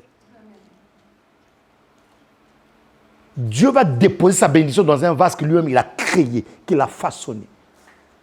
Pas un vase que le monde a façonné. Non. Parce que le monde fait des vases aussi. Mais des vases qui sont fragiles, qui ne peuvent pas contenir ce que Dieu est capable de mettre. Impossible. C'est pour ça que tout enfant de Dieu ici qui m'écoute, ne fuyez jamais votre brisement. Ne fuyez jamais votre dépouillement. Laissez-vous entre les mains des potiers. Le jour où papa et maman t'ont ramené au monde, tu n'étais pas là. C'est papa et maman qui ont décidé de faire un bébé. Et toi, tu es venu au monde. Lorsque nous naissons de Dieu, mon ami, c'est Dieu qui décide de nous attirer vers lui. Et c'est lui aussi qui doit nous donner la forme qu'il faut pour que nous puissions contenir la bénédiction de Dieu. Ma soeur, ça va? C'est pour la première fois que tu viens ici à cette église. J'ai remarqué ça. Tu n'es pas n'importe qui. Je veux qu'à date d'aujourd'hui, que tu te reconsidères. Parce qu'à certains niveaux de ta vie, à certains endroits de ta vie, on ne t'a pas considéré à ta juste valeur. Écoute-moi ce que je te dis. On ne t'a jamais considéré à ta juste valeur. Et tu as lutté avec ça toute ta vie. À un moment donné, même tu commençais à vouloir te donner une image de toi que tu n'es même pas. Pourquoi? Parce que le monde a voulu te façonner d'une certaine manière. Il faut que tu retournes comme tu étais avant. Laisse Dieu faire. C'est lui qui est le maître du potier de ta vie. C'est lui qui va te donner la forme qu'il faut. Dieu ne te donnera jamais la forme que le monde cherche. Dieu te donnera la forme qu'il te veut te donner à toi parce qu'il veut te bénir. Et tu n'es pas n'importe qui. J'entends le mot réconsidération. Réconsidère-toi. Reconsidère-toi. Qui peut acclamer le Seigneur ici?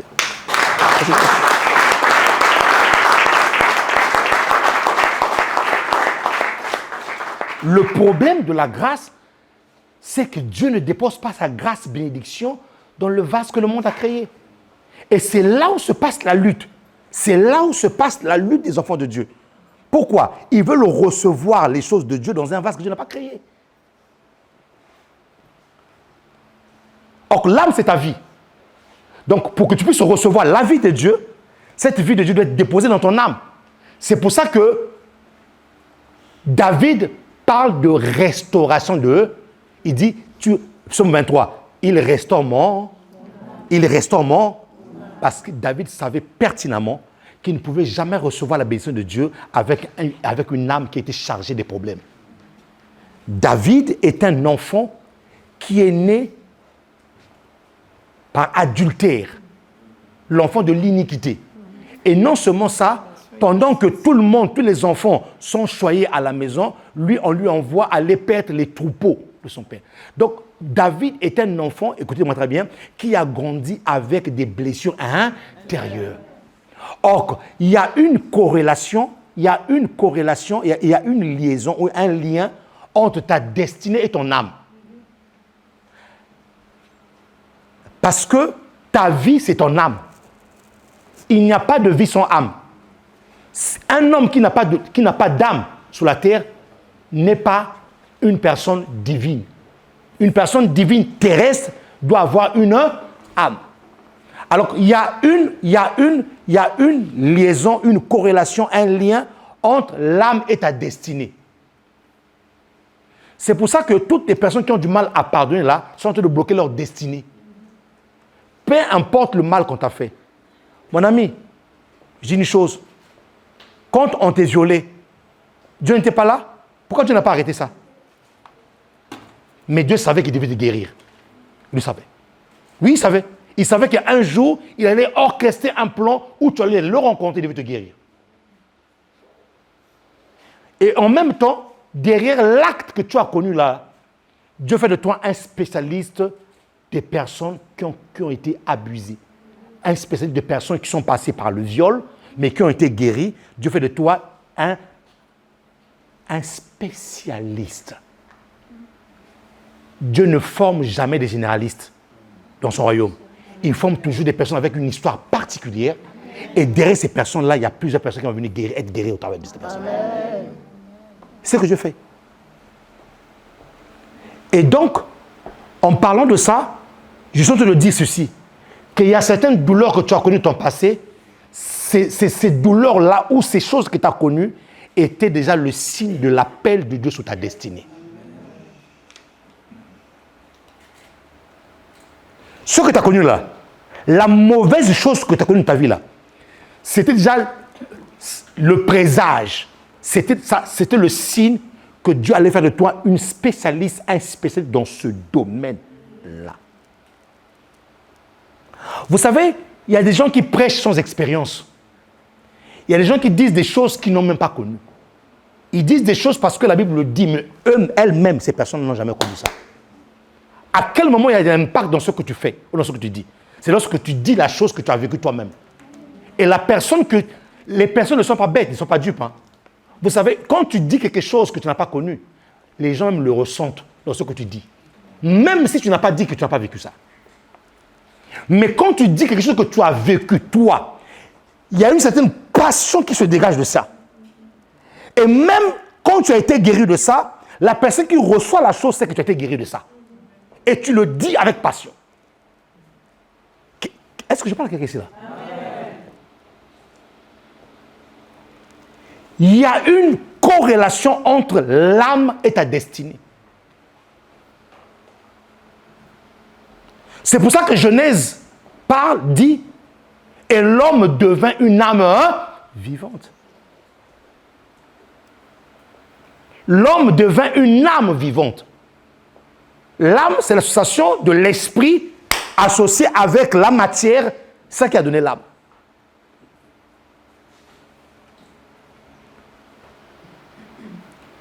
Jean 3, bien-aimé, je souhaite que tu prospères à tous égards et que tu sois en bonne santé comme prospère l'état de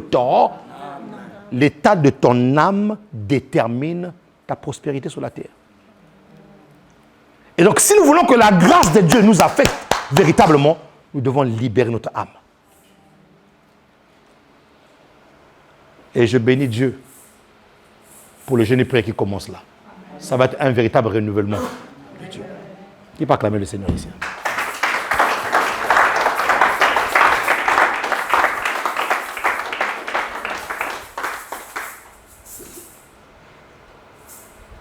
Le dépouillement. Le dépouillement. Le centenier dit celui-ci était véritablement fils de Dieu, mais il est descendu comme un simple homme. Ayez en vous les sentiments qui étaient en Christ. Les sentiments sont les domaines de l'âme.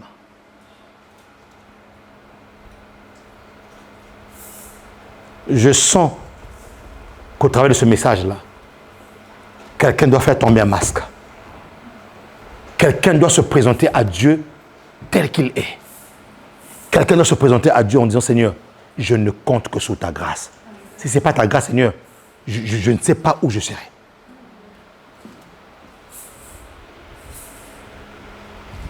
Il y a certaines âmes que tu portes sur toi.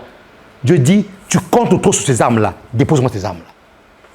Compte sur ma grâce. Lui qui était Dieu est descendu comme un simple homme. Il a compté que sur la grâce de Dieu. Des acclamations pour Jésus.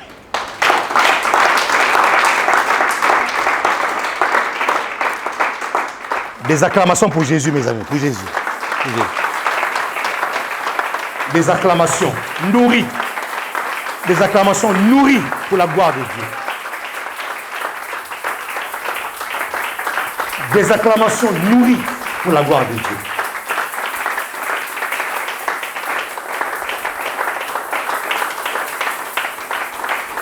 En vous parlant de ça, j'ai envie de reprendre une prédication que j'avais faite il y a 4 ans en arrière, je pense 3 ans en arrière, où je parlais des relations de destinée. Vous devez choisir vos relations. Entourez-vous des personnes qui nourrissent votre âme. Ouais. Parce qu'il y a vraiment un lien très fort entre ta destinée et ton âme.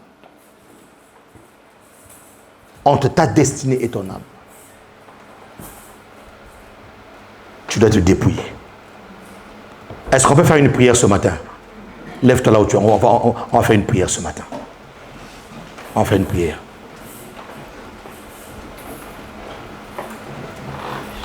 Je veux que tu pries comme un guerrier, comme une guerrière, en disant à Dieu, dépouille mon âme. Dépouille les sentiments de mon âme. Sinon, je ne veux pas être un obstacle à la grâce. Je le répète encore, mon ami. Dieu ne dépose sa bénédiction que dans un vase qu'il a façonné lui-même. Nous sommes déjà bénis. Mais pour que cette bénédiction-là descende, nous devons être des vases préparés par Dieu. Des vases passés par les mains du véritable potier qui est Jésus-Christ. Est-ce que tu peux élever ta voix comme un soldat ce matin et dire à Dieu, Seigneur, dépouille mon âme. Élève ta voix, commence à prier le Seigneur. Dis-lui, Seigneur, dépouille mon âme. Dépouille-moi, Seigneur, s'il te plaît.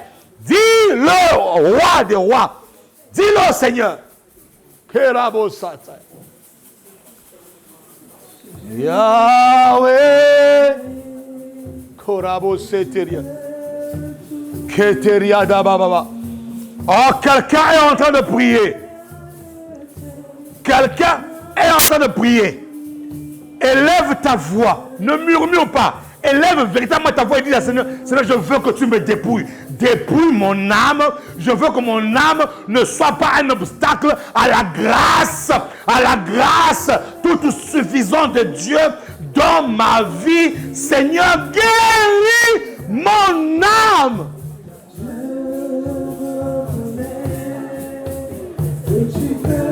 Où sont les prières de ce matin? Où sont les prieurs? Les femmes qui prient et des hommes qui prient, qui veulent voir leur destinée complètement changer. Je reconnais que tu peux tout. Oh, prie le Seigneur. Ayez en vous les sentiments qui étaient en Christ, qui était l'égal de Dieu, mais qui n'a pas regardé son égalité avec Dieu comme une proie arrachée. Il s'est dépouillé lui-même. Alors dépouille-toi toi-même. Dépouille-toi toi-même. Dépouille-toi toi-même. Ya. Dépouille-toi toi-même. Dépouille-toi toi-même. Oh, est-ce que quelqu'un peut se dépouiller lui-même ce matin? Korataba, Kerebaba, Yederebos, Seteriaba. Il peut tout ce matin. Il peut tout ce matin. Il peut tout. Seigneur, mon âme. Quelqu'un dit, Seigneur, mon âme. Quelqu'un prie, dit, Seigneur, mon âme. Seigneur, mon âme a besoin de toi. Mon âme a besoin de toi. Je ne veux pas louper la grâce. Oh, fais monter la prière. Fais monter. Commence à attaquer. Commence à taka. Yes, monte.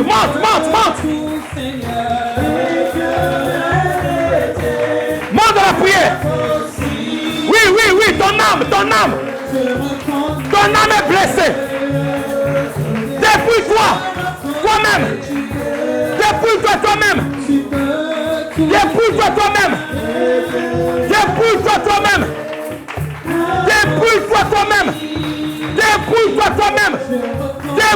toi-même. La Bible déclare, il s'est dépouillé lui-même. Alors toi-même ce matin, dépouille-toi. Dis adieu mon âme, oh Dieu. Dis adieu mon âme.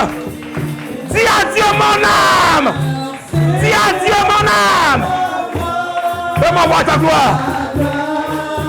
Fais-moi voir ta gloire, Seigneur. Oh yes, taka. Rotobosaya. Ta gloire, Seigneur. Taka. Korababa. Allume le feu de la prière, mais c'est taka. Allume-moi. Je veux que l'âme de quelqu'un soit libérée aujourd'hui. Je veux que l'âme de quelqu'un, les peurs, les frustrations, les dangers, Koraba, allume le feu de la prière ici. Nous sommes une église qui prie, alors prie. Nous sommes une église qui prie, alors prie. Nous sommes une église de prière, alors prie. Nous sommes une église qui prie. Où sont les prieurs?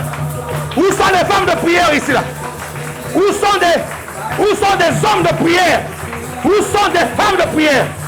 Montez Tita. Que le feu descende ici là. Oh, que le feu descende ici.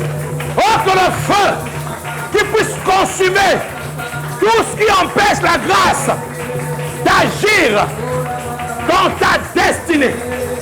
Korababa.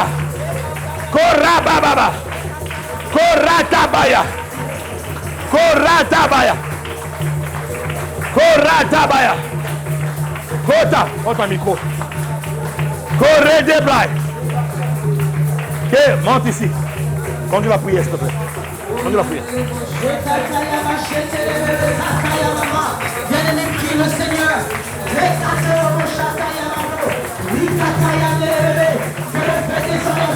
Oui.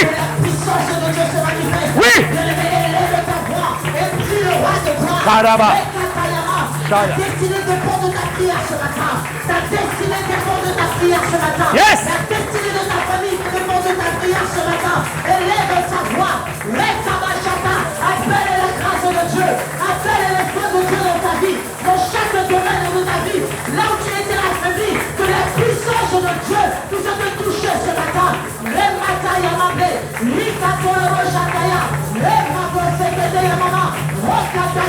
Ouvre le ciel sur ta vie ce matin. Ouvre le ciel sur ta vie ce matin. Ouvre le ciel sur ta famille ce matin. Que Dieu voie ta vie ce matin. Que Dieu voie ta vie ce matin. Touche le cœur de Dieu ce matin. Élève ta voix bien-aimée. Ta destinée dépend de ta prière ce matin. La destinée de tes enfants dépend de ta prière ce matin. La destinée de ta famille dépend de ta prière ce matin. Ouvre le ciel sur ta vie ce matin. Ouvre le ciel sur ta vie ce matin. Attire le regard de Dieu sur ta vie ce matin.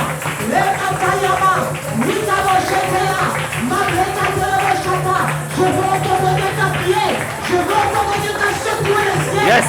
Je veux entendre quelqu'un secouer le ciel. Attirer la grâce de Dieu sur ta vie. Attirer le regard de Dieu sur ta vie ce matin.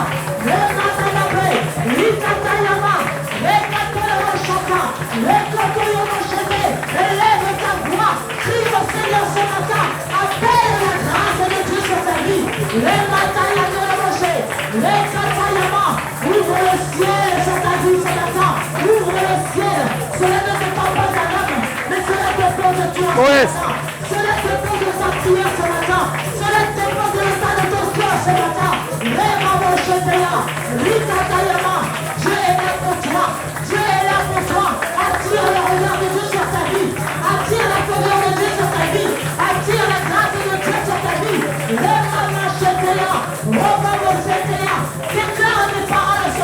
Yes.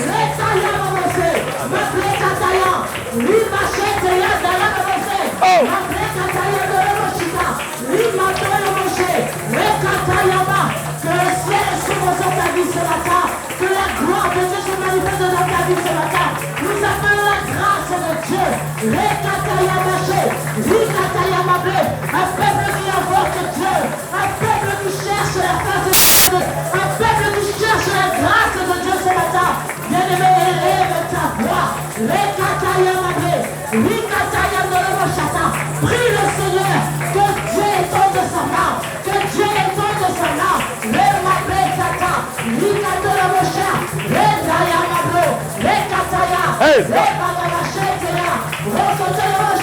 Prie avec ferveur ce matin.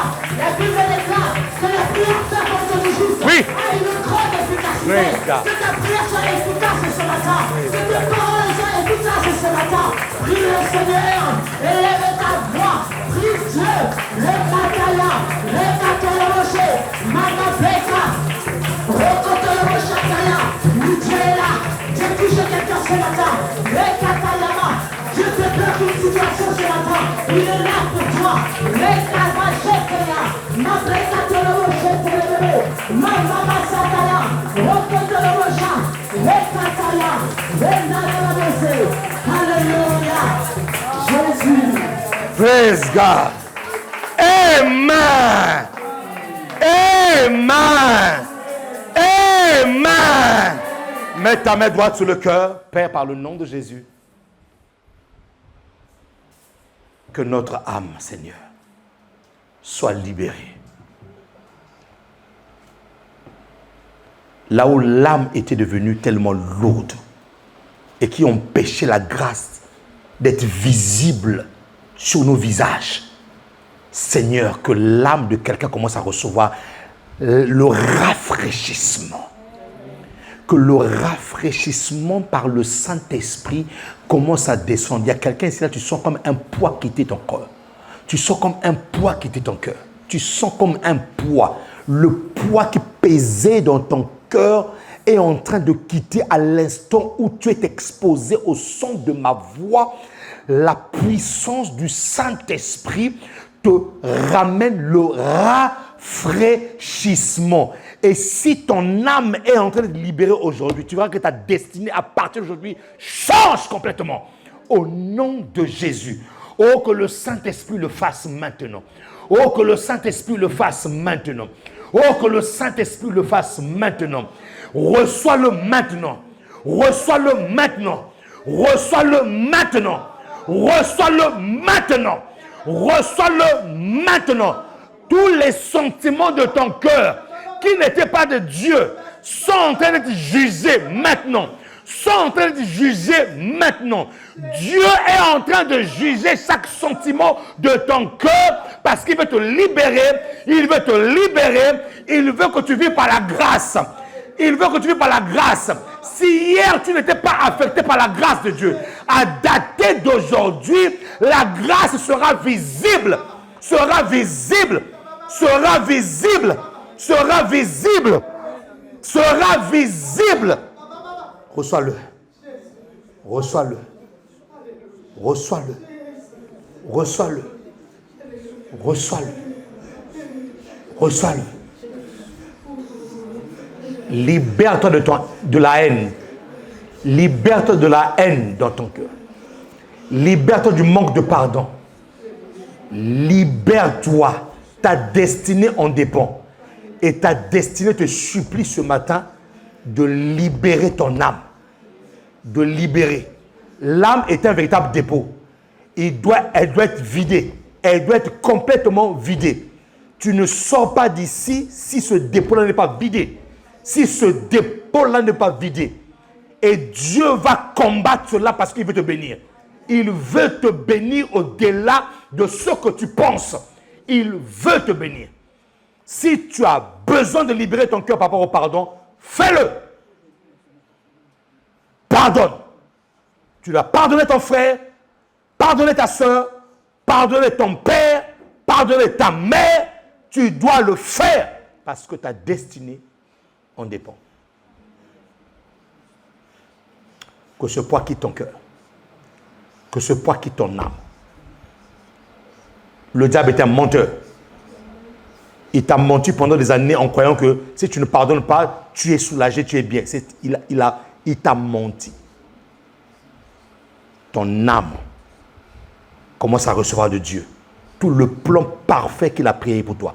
Tout le plan parfait qu'il a préparé pour toi. Ton âme le reçoit maintenant. Au nom de Jésus. Et tu le verras s'accomplir. Quelqu'un acclame le Seigneur ici.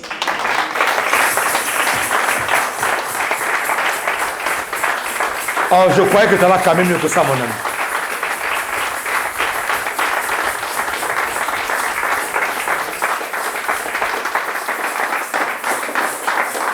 Oh, yes. Le Saint-Esprit a fait un grand travail dans l'âme des gens ici, là, ce matin. Ouais. Il y a des poids qui sont partis.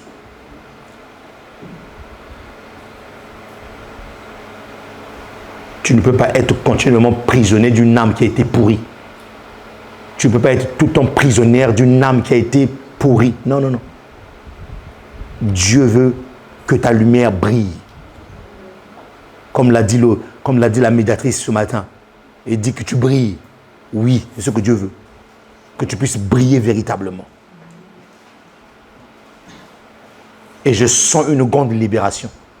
Je sens vraiment, même si toi tu ne le sens pas, mais moi-même je sens une très grande libération dans ta vie. Et tu verras ces choses. Et s'il te faut aller demander pardon, fais-le. Et des fois les gens pensent que lorsqu'on demande pardon, on est un bouffon ou on est faible. Celui qui en véritable demande pardon, c'est une personne qui est plus forte. Oui. Nous sommes arrivés à la fin de ce culte qui n'est pas la fin de la présence de notre Dieu. Il y a une chose qu'on a appris, c'est que chaque fin de Dieu est un commencement, un nouveau commencement. Voilà. Dieu est en perpétuel commencement. Lorsqu'il arrive à la fin, c'est jamais à la fin, il commence. Alors garde tes mains levées, Seigneur, que la fin de ce culte soit le commencement des grandes choses dans la vie de ton peuple. Amen. Seigneur, que la fin de ce culte soit le commencement de l'impact visible de la grâce de Dieu. Amen. Seigneur, tu es capable de changer la vie d'une personne en 24 heures. Amen. Je déclare et décrète que dans les 24 heures à venir, quelqu'un témoignera la grandeur de notre Dieu. Amen. Au nom de Jésus-Christ. Et j'entends dans mon esprit dire ceci, c'est qu'il a décidé de faire. Ni la sorcellerie, ni la magie, ni l'envoûtement ne pourra empêcher cela. Ça t'arrivera au nom de Jésus-Christ de Nazareth. Que la grâce de Dieu vous accompagne, que la force de Dieu vous soit renouvelée au nom de Jésus. J'entends dans mon esprit un nouveau travail. Quelqu'un va signer un nouveau CDI cette semaine qui commence. Que cela arrive sur ta vie au nom de Jésus-Christ. Et en plus, Dieu me dit, avec un salaire que tu désirais. Avec un salaire que tu désirais. Mais Dieu dit maintenant, quand tu auras ce salaire-là, va faire une offrande conséquente pour le bénir, lui, pour le rendre grâce. Je vois un CDI arriver dans la vie de quelqu'un ici, là. C'est écrit en grand caractère CDI. Et en plus, avec le salaire que tu veux. Ça ne sera pas un salaire. Si ce n'est pas un salaire que tu veux, ne prends pas ça. Va prendre le salaire que tu veux. Dieu me dit, c'est avec un salaire que tu veux. Cela t'arrive au nom de Jésus-Christ de Nazareth. Quelqu'un clame le Seigneur ici, là. Que Dieu vous bénisse. Que Dieu vous garde. Bonne semaine à tous et merci de m'avoir écouté. Salut ton frère, salut ta soeur et dis-lui le dépouillement. Dépouille-toi toi-même. Voilà, dépouille-toi toi-même. Dépouille-toi toi-même. Personne ne va t'aider à te dépouiller. Dépouille-toi toi-même.